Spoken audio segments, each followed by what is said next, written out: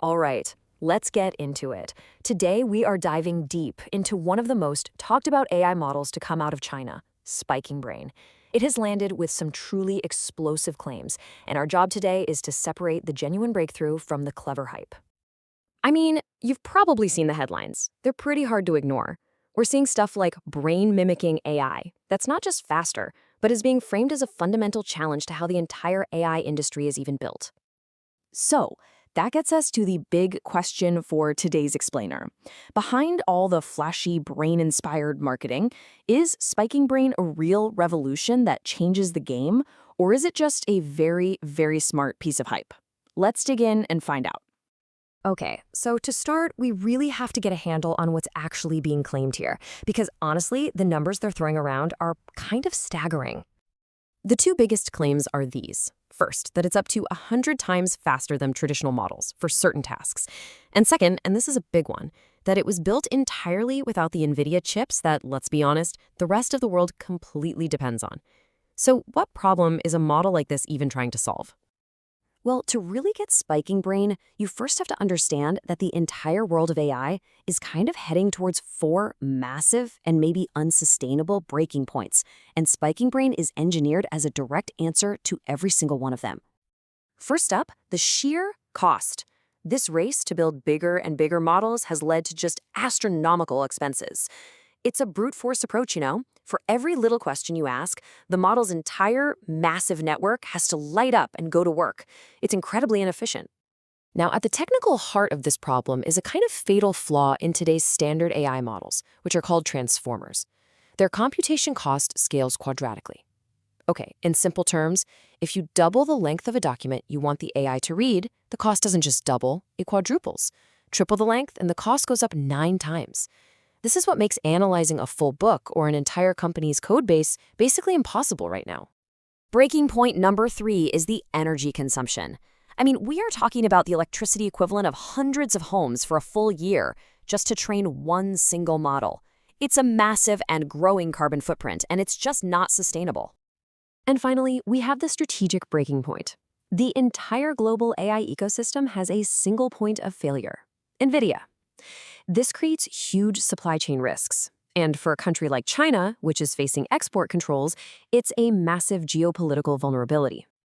Okay, so let's keep those 4 crises in mind: cost, that quadratic bottleneck, energy, and hardware dependency. Now let's look inside Spiking Brain's architecture, because it's actually brilliantly designed as a direct solution to all of them. So its secret sauce is really a masterful combination of 3 known techniques. First, they use something called linear attention to just smash that quadratic bottleneck we talked about. This is what lets it process huge documents.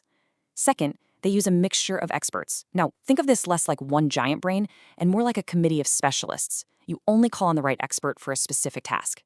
And third is this adaptive spiking mechanism, which is the key to keeping most of the model turned off at any given moment, saving a ton of power. So, what does this spiking thing really mean?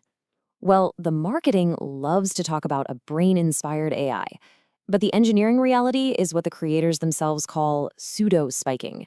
It's not actually mimicking a biological brain's signals.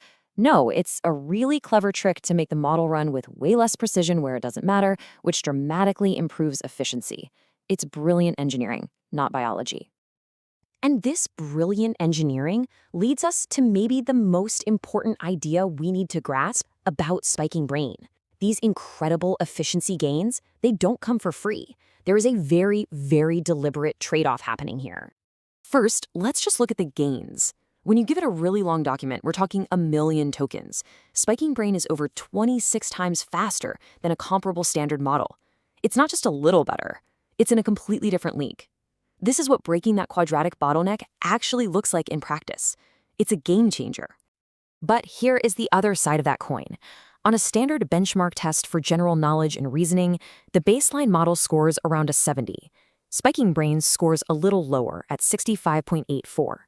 This table right here shows the core trade-off perfectly. You give up a tiny fraction of raw smarts to gain a revolutionary leap in speed. And look, this isn't a failure of the model.